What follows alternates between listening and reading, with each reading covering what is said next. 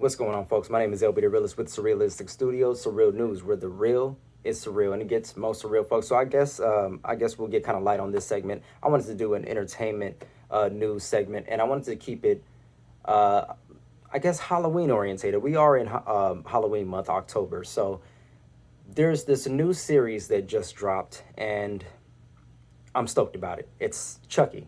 If you guys know anything about Chucky, he's from the movie Child's Play or Chucky's, the Bride of Chucky, Seed of Chucky, the killer doll. Well, they have a new show that's out on USA, I believe it's USA Network, and SyFy channel. And the new episode just dropped, I believe it was, I think they just dropped it on the 12th. I just seen it yesterday. And so far, so good. I'm loving the whole setup of the show. We're going to go ahead and do a review.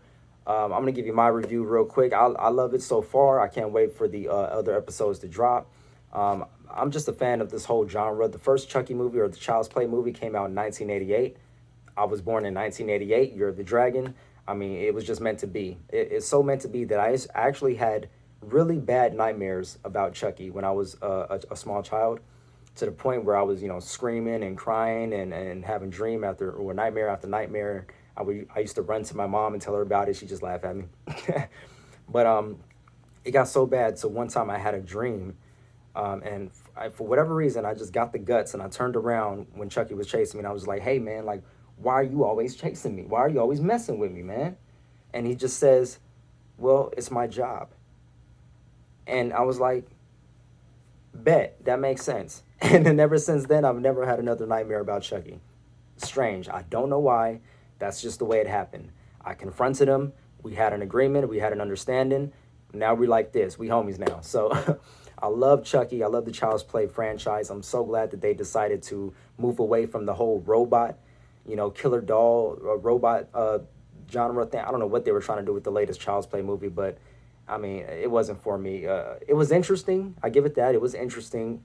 Mark Hamill, I believe, was the voice of the killer robot doll, Chucky. But if you're a fan of the original story and the original franchise of, Charles Lee Ray, the original killer who was killed in a toy store and put his soul into the Chucky doll, I mean, that's just what I grew up on. That's just what I'm used to, and that's what I love the most. So, again, I'm loving that they decided to bring that back. The original story, the original characters. Jennifer Tilly comes back as Tiffany, Chucky's bride, the Bride of Chucky. Also, they bring back Andy Barkley, which is the little boy that Chucky originally, basically told that he was Charles Lee Ray in the original movie in 1988. So I'm so glad to see Andy back and Tiffany. And yeah, let's go ahead and get into this review. This is going to be from IGN.com. They're going to give you some spoiler-free review, a spoiler-free review of the new Chucky series that's out right now. So hope you guys enjoy. Let's see what they have to say. For all the franchises that come and go, the Child's Play series has been a steady presence in the horror world since the first film came out in 1988. Aside from an ill-fated reboot, Chucky films have been all written by Dan Mancini, who has been consistently fleshing out his world's mythology with each new entry. Mancini continues the serial killer possessed doll's killing streak on television with SyFy's Chucky, which promises to reunite multiple stars from the Child's Play history as Chucky resurfaces in Hackensack, New Jersey. But the premiere smartly focuses on its new characters, giving Mancini, who also directs this episode, a chance to adapt some classic elements of the Child's Play movies for the small screen, as this new crop of slasher bait learns the hard way what happens when you take your eye off that damn doll. Chucky's Brad Dourif, latest friend to the end, is 14-year-old Jake Wheeler, or Zachary Arthur, an introspective old soul struggling with bullies, his sexuality, and alcoholic father Luke, or Devin Sawa, at home. Jake's sensitive manner and his wry sense of humor makes him an easy hero to root for, especially in the face of the outsized amount of crap dumped on him in this first hour. It's impressive that he's as likable as he is, considering he's got a destroyed doll art collection in his room that would make Sid from Toy Story blush. But Mancini's always had a knack for making weird things likable, and Arthur helps sell it with his thoughtful performance. It's Jake's strange artistic vision that leads him to purchase the Chucky doll at a yard sale, and the premiere delights in drawing out the reveal of Charles Lee Ray, the murderer whose soul is bound to the Chucky doll. Most most of the premiere sticks with with Child's Play's first act ethos, showing what Chucky has done rather than seeing him do it, and tying these deeds to Jake's in ways that don't reflect well on a kid who's already a social pariah. This episode is devoid of scares, but close-ups of Chucky's pupils dilating or eyes slowly drifting towards a closed door to do a great job building tension. Of course, Chucky isn't the kind of guy that Of course, Chucky isn't the kind of guy that stays quiet for too long, and comes to Jake's defense with a very creative and quintessentially Chucky ventriloquism act during a school talent show. That was a really funny scene. Still, Chucky is as crass and as entertaining a slasher as he's ever been, and brought to life with a mix of practical and visual effects that feel invisible when he's not doing anything too elaborate. The first episode even paints him in a somewhat of a heroic light. Yeah, they do. As Chucky's attacks are provoked by cruelty inflicted on Jake by others. The Child's Play series has gone back and forth on just how sympathetic with the doll it wants to be, and the series premiere doesn't offer a definitive stance on that yet.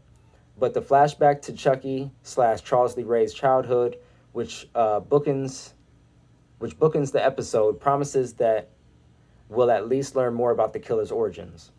That dive into Ray family history is surely what will draw Child's Play franchise vets like Alex Vincent, Jennifer Tilly, and Fiona Dourif into the fray. But the premiere doesn't get ahead of itself in introducing them just yet. Chucky so far manages to walk a fine line between old and modern mythology in a way that leaves the show accessible for returning and new fans alike. While Jake's a complex, interesting character, most of the other Hackensackians we meet are practically begging for Chucky's knife.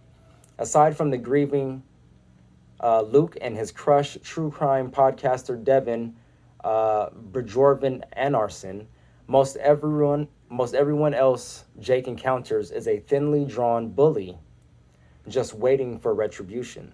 Slasher movies are able to get away with leaning on archetypes for their supporting characters because, hey, why waste time on a co-ed about to be run through with a machete? But if we're going to be spending week after week with these characters, there are only so many cartoonishly awful popular girl shenanigans I'll be able to take from Lexi, Olivia Allen Lind. There's no tried and true recipe for adapting a slasher series to TV. We're in barely charted waters here. But if the Chucky series wants to surprise as it continues along, it's going to have to flesh out some of the secondary characters so they're slightly less obvious targets. Verdict. Chucky does a great job of translating the Child's Play formula to television. Franchise creator Don Mancini spends the series' first hour establishing a sympathetic new hero in Jake and leaves the questions about the killer doll's return for another day. While you won't have to worry about sleeping with the light on, the premiere is an effective, witty next step for the worst good guy ever. So I'm guessing they like it and they don't like it. And the last line kind of threw me off. So they're saying, while you won't have to worry about sleeping with the light on, the premiere is an effective, witty next step for the worst good guy ever. All right. So there you go, folks. Sorry for kind of stumbling through that article. I should have read it through first. But anyways, enough with that. That's the past. So anyways, the show to me is great so far. I think you guys should check it out if you're into this kind of thing. Again, it is October. It is Halloween month, Spooktober. So you guys be kind out there. Rewind. Love, peace, and light, folks. Remember, this is all entertainment. This is going to be your entertainment news for today. Leave me your thoughts in the comment section below. If you do like this material, leave me your thoughts again. And until next time, I'll catch you guys on the next video, all right? All right. Take care. Beware.